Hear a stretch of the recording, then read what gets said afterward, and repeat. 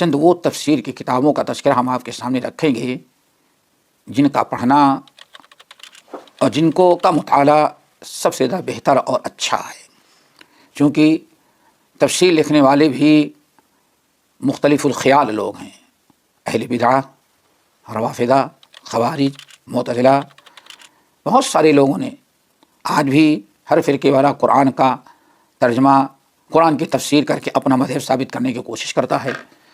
تو ایسے دور میں ہمیں ایسی تفسیر کی کتابیں جو واقعی نبی صلی اللہ علیہ وسلم کے زمانے سے جو تفسیر کا طریقہ چلا آ رہا ہے کہ اللہ تعالیٰ نے نبی صلی اللہ علیہ وسلم نے امت کو قرآن پڑھنا بھی سکھایا اور قرآن کے معنی مفہوم اس پر عمل کرنا بھی سکھایا، تو کون سی تفسیریں ایسی ہیں جو نبی صلی اللہ علیہ وسلم اور صحابہ کے منہج اور ان کے طرز پر آج تک لکھی جا رہی ہیں، تاکہ انہی کتابوں کا مطالعہ ہم کریں اور اپنے آپ کو فضول اور بیکار اور غلط قسم کی نام نہاد تفسیروں سے اپنے آپ کو بچائیں۔ تو اس سلسلے میں یہ بات سمجھنی ضروری ہے کہ نبی علیہ الصلاۃ والسلام کے زمانے سے ہی قرآن کی تفسیر چلی آ رہی ہے۔ اللہ کے رسول صلی اللہ علیہ وسلم نے تفسیر بیان کیا، صحابہ کو سکھلایا، صحابہ نے آگے بڑھایا، ایک سلسلہ ہے جو باقاعدہ چلا آ رہا ہے نبی علیہ الصلاۃ والسلام سے۔ اور دوسرا طریقہ یہ ہے کہ کوئی فرقہ قائم ہوا اہل بدعت کا، شرک و بدعت میں مبتلا یا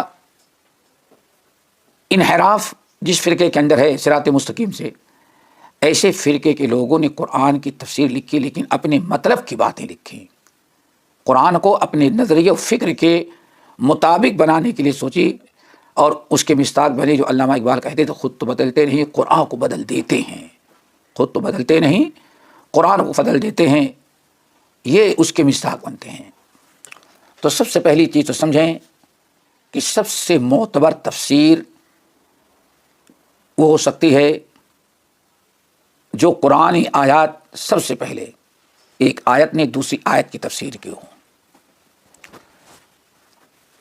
کوئی آیت مختصر ہوتی ہے، کوئی آیت مفصل ہوتی ہے، تو اس مختصر آیت کی تفصیل اس مفصل آیت کے ذریعے کی جاتی ہے۔ قرآن پاک میں ایسی کئی مثالیں موجود ہیں۔ نمبر 2،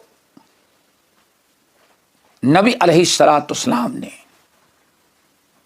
اپنی زبان سے جو قرآن کی آیت کی تفسیر کر دی، بتا دیا، اس سے صحیح تفسیر کسی کی نہیں ہو سکتی،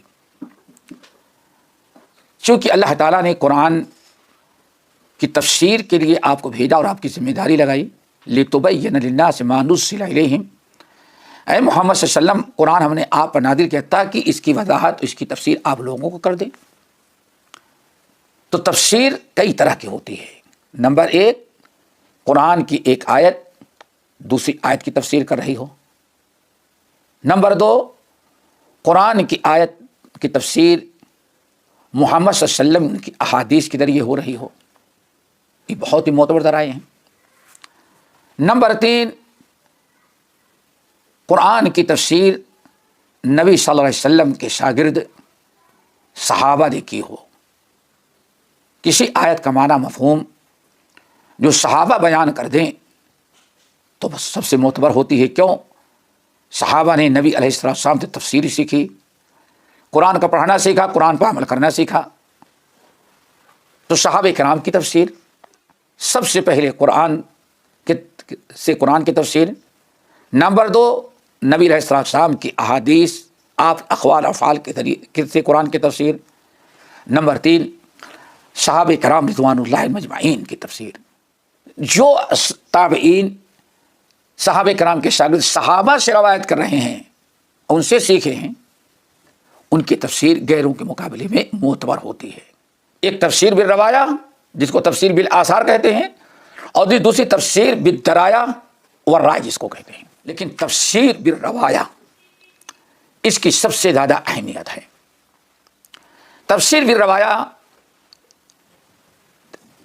بہت پہلے سے شروع ہو گئی ہے، صحابہ کرام بھی تفسیر کرتے رہے، اس کے بعد بھی کرتے رہے۔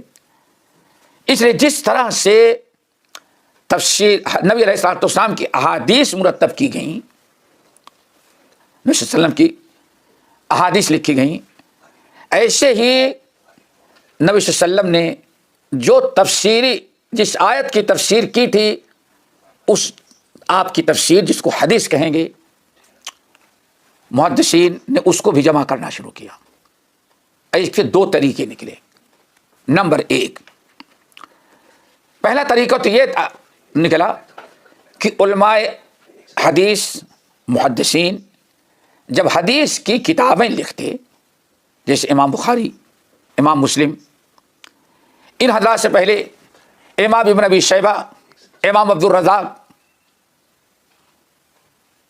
یہ لوگ ان سے پہلے بھی گزرے ہوئے، یہ جب بھی نبی صلی اللہ علیہ وسلم کی احادیث اکٹھا کرتے، احکام کے، مسائل کے، غزوات اور جنگوں کے، ایسے ہی تفسیری روایات میں نقل کرتے اور اپنی کتاب لیتے، کتاب التفسیر۔ کتاب التفسیر یہ تفسیر کی کتاب تو نہیں، حدیث کی کتاب ہے، لیکن حدیث کی کتابوں میں بھی محدثین نے کتاب تفسیر شامل کیا۔ جیسے میں نے کہا سنن سعید ابن منصور دیکھیں، مشہور ہے، اس میں بھی کتاب التفسیر ہے، اس میں ایمان کا بیان، عقیدہ کا بیان، طہارت کا بیان، صلاۃ اور صوم کا بیان، زکوٰۃ اور حج کا بیان، آپ کے غزوات اور جنگوں کا بیان، فضائل اور مناقب کا بیان، اسی میں کتاب التفسیر، تفسیر کا بھی بیان ہوتا ہے۔ سعید ابن منصور ہے۔ امام عبد الرزاق نے لکھی المصنف، اس میں بھی تفسیر ہے۔ ابن ابی شیبہ کے مصنف، اس میں بھی کتاب تفسیر، کتاب التفسیر ہے۔ اور خاص احادیث پر، جو احادیث مرفوعہ پر کتاب مرتب کی گئی، لکھنا شروع کیا۔ جیسے آپ دیکھیں امام بخاری رحمۃ اللہ علیہ، امام بخاری رحمۃ اللہ علیہ کے صحیح میں ایک بہت بڑا حصہ کتاب التفسیر کا ہے۔ سورۃ الفاتحہ تو شروع کرتے سورہ ناس لا کے ختم کرتے ہیں، بہت حدیثیں جمع کر دی۔ ایسے ہی امام مسلم نے، لیکن امام مسلم نے مختصر کیا ہے۔ امام ترمذی نے بہت زیادہ لکھا ہے، بہت زیادہ، پوری اپنی سنن کے اندر کتاب التفسیر شامل کیا ہے۔ بڑی تفصیلی روایات، باب ما جاء فی سورۃ الفاتحہ، باب ما جاء فی سورۃ البقرہ، سورۃ الفاتحہ سے سورہ ناس تک کی تفسیر کرتے ہیں۔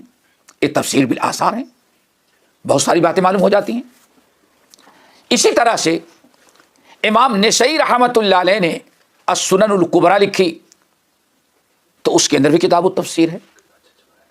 تو محدثین کی ایک بڑی جماعت جب حدیث کی کتابیں مرتب کیا تو اس میں تفسیر کا بھی بیان رکھا، جن میں سے چند کتابوں کا میں نے حوالہ دیا۔ اور دوسرا طریقہ یہ نکلا، کچھ اہل علم میدان میں آئے اور انہوں نے باقاعدہ، جیسے حدیث کی کتابیں مرتب کی جاتی ایسے انہوں نے تفسیر کی کتابیں مرتب کی۔ دور دراز کا سفر کیا، آیت کی تفسیر اپنے بڑوں سے پوچھی، سلف سے پوچھی، جو بڑے بڑے علماء تھے ان سے ملے، کس آیت کی کیا تفسیر ہے، اس کو نوٹ کیا۔ باقاعدہ دور دراز کا سفر بھی کیا،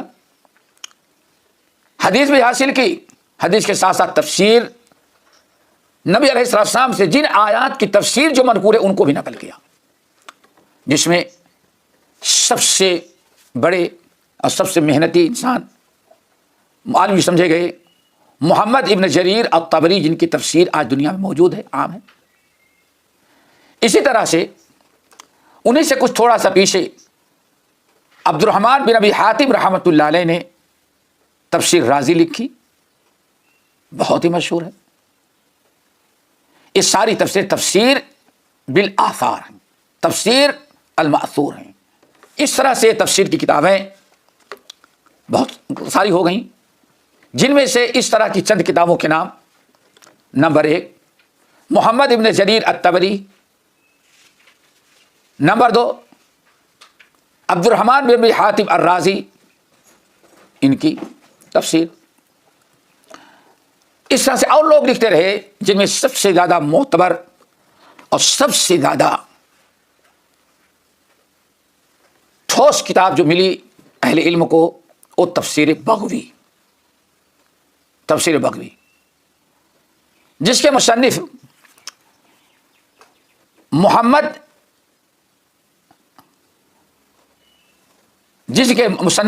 حسین بن مسعود البغوی ہیں، حسین بن مسعود البغوی ہیں، جن کی کنیت ابو محمد ہے اور لقب محی السنہ ہے، محی السنہ۔ انہوں نے تفسیر لکھی معالم التنزیل، جس کا نام رکھا معالم التنزیل۔ ان کی وفات 516 ہجری ہوئی ہے، یعنی انہوں نے چوتھی صدی ہجری کے اندر، چوتھی صدی ہجری کے اواخر میں انہوں نے کتاب تفسیر لکھی۔ آج یہ کتاب مطبوع ہے اور بہت ہی زیادہ مقبول ہے۔ اور انہوں نے جو تفسیر لکھی اس کی وجہ یہ ہے کہ ان سے پڑھنے والے کچھ طلباء، کچھ ان کے شاگرد، کچھ ان سے الفت محبت رکھنے والے لوگوں نے ان سے کہا کہ جس طرح سے آپ نبی صلی اللہ علیہ وسلم کی احادیث ہم کو پڑھاتے ہیں، روایت کرتے ہیں، نبی صلی اللہ علیہ وسلم کی حدیث آپ نے لکھی ہے، شرح السنہ مشہور کتاب ہے ان کی، آج حدیث کی شرح السنہ امام بغوی کی مشہور حدیث کی کتاب ہے، بہت ہی زیادہ مقبول ہے۔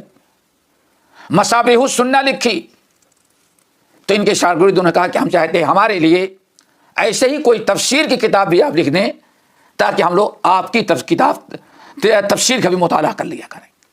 شاگردوں نے اصرار کیا، امام بغوی رحمۃ اللہ نے تفسیر لکھی، معالم التنزیل نام رکھا، اور یہ تفسیر بہت ہی زیادہ مقبول ہوئی۔ شیخ الاسلام ابن تیمیہ رحمۃ اللہ علیہ سے کسی نے پوچھا لیٹر لکھ کر کے کہ آپ میری رہنمائی کریں کہ تفسیر کی کن کتابوں کو مطالعہ کریں۔ امام شیخ الاسلام ابن تیمیہ رحمۃ اللہ علیہ نے اس وقت لوگوں کی رہنمائی کی کہ سب سے معتبر اور فائدہ مند تفسیر جو ہے وہ تفسیر البغوی ہے۔ بغ ایک جگہ تھا، گاؤں قصبہ جہاں کے رہنے والے تھے، اسی کی طرف نسبت کر کے ابو محمد حسین بن مسعود کو البغوی کہا جاتا ہے۔ یہ کتاب عربی میں ہے، آج موجود ہے، لوگوں کے پاس ہے، اور میں تقریباً اسی کی کو سامنے رکھتا ہوں درس قرآن اور تفسیر کرنے میں۔ ہمارے پاس یہ کتاب موجود ہے، اس کی ضخامت، یہ کتاب اس طرح سے ہے، ایسے ہی تقریباً 4 جلدوں میں تفسیر مکمل ہوئی ہے، تفسیر بغوی۔ دوسری تفسیر جو کہی جاتی ہے بہت اچھی ہے، وہ محمد ابن جریر طبری کی بھی تفسیر جو ان سے پہلے لکھے تھے، وہ تفسیر بھی بڑی اہم ہے، تفسیر بالمعصور ہے۔ بہت ساری احادیث قرآنی آیات، ایسی بہت ساری چیزیں جو ہے اس میں ذکر کی جاتی ہیں، لیکن ان میں بہت سارے آثار کچھ اسرائیلی روایات کے بھی آ گئے ہیں۔ قرآن کی تفسیر میں اسرائیلی روایات، یعنی اہل کتاب نے، جہاں اہل کتاب کا تذکرہ ہو، یہود و نصارہ کے متعلق جو آیات ہوں، ان آیات میں بہت ساری روایات انہوں نے بنی اسرائیل کی نقل کر دی، اس میں صحیح بھی ہیں اور غیر صحیح بھی ہیں۔ بہرحال وہ تفسیر بھی نہایت اہم ہے اور بہت ہی فائدہ مند، لیکن بغوی کو اہل علم نے زیادہ ترجیح دیا۔ کیوں؟ اس میں بہت زیادہ، اس میں احادیث تو ہی ہیں، تفسیر بالمعصور ہے، لیکن اسرائیلی روایات بہت کم ہیں بنسبت ابن جریر طبری وغیرہ۔ اس میں ایک تفسیر القرطبی ہے، تفسیر القرطبی۔ تفسیر القرطبی جو ہے، یہ ایک قرطبہ کے ایک عالم تھے جن کا نام تھا محمد ابن احمد بن بکر اندلس القرطبی۔ ان کی کنیت ابو عبداللہ ہے۔ ان کی وفات 671 میں ان کی وفات ہوئی ہے۔ انہوں نے تفسیر پر ایک بڑی جامع کتاب لکھی، الجامع لاحکام القرآن، جو تفسیر قرطبی سے مشہور ہے۔ انہوں نے جو تفسیر لکھی، تفسیر بالمعصور بھی ہے، اور اس میں فقہی مسائل کا بہت ہی زیادہ اہتمام کیا ہے۔ ایک آیت کا لیتے ہیں، اس آیت سے کیا کیا حکم ثابت ہوتا ہے ان کے نزدیک، ان مسائل کو نوٹ کرتے ہیں، اس لیے بہت بڑی تفسیر ہو گئی ہے۔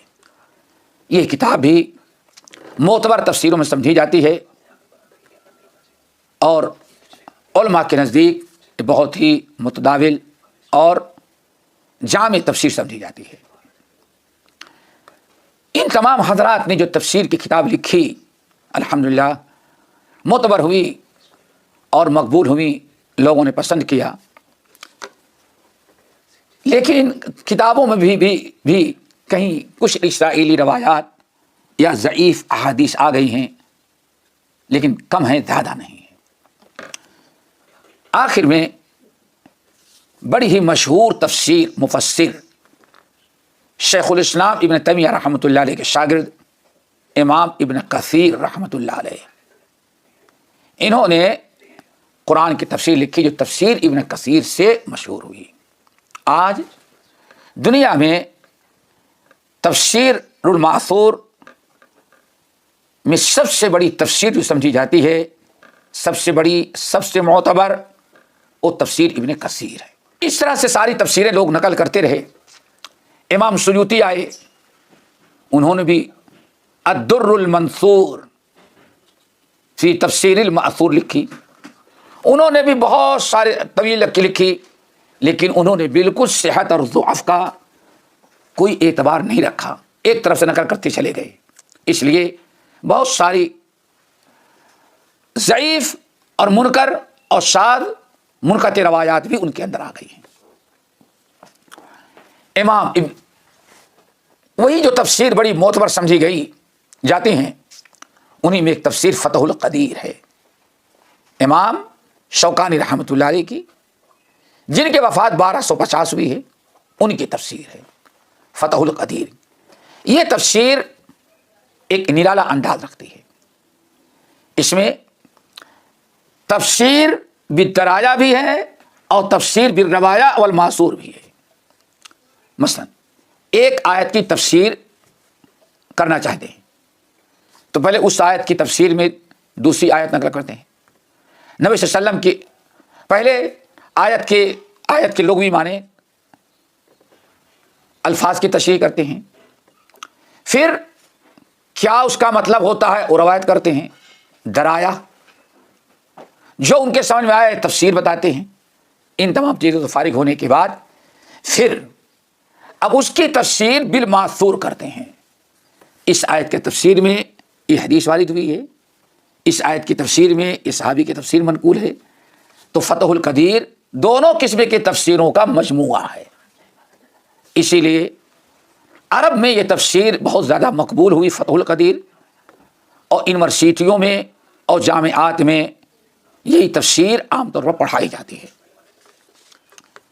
ابھی آخر میں ایک تفسیر اور علامہ عبد الرحمن سعدی رحمۃ اللہ علیہ، جو سعودیہ کے رہنے والے بڑے مشائخ تھے، شیخ عثیمین وغیرہ کے بڑے بڑے مشائخ میں سے تھے، استاد تھے وہ، انہوں نے تفسیر سعدی عربی میں لکھی، بہت ہی بہترین تفسیر آیت کا مفہوم سمجھنے کے لیے، اور اگر اس تفسیر کو بھی مطالعہ کریں تو انشاءاللہ تفسیر کا آیت کا صحیح معنی، قرآن کا صحیح مفہوم جو اللہ کے نبی صلی اللہ علیہ وسلم نے صحابہ کو سکھایا، صحابہ نے تابعین کو، اس طرح سے جو روایت چلی آ رہی ہے معنی مفہوم، وہ انشاءاللہ اور دور حاضر کے مسائل بھی ان میں مذکور ہیں۔